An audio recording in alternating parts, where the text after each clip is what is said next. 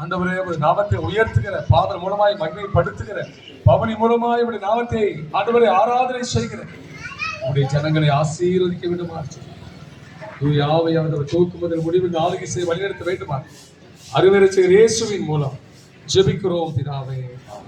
தொடர்ந்து கரங்களில் உள்ள பாடல் முறை புத்தகத்திலே முதலாவது பாடலை சேர்ந்து பாடுவோம். வளர்ந்தே பெருக என்று சேர்ந்து பாடி ஆண்டவரை ஆராதிக்கிறோம்.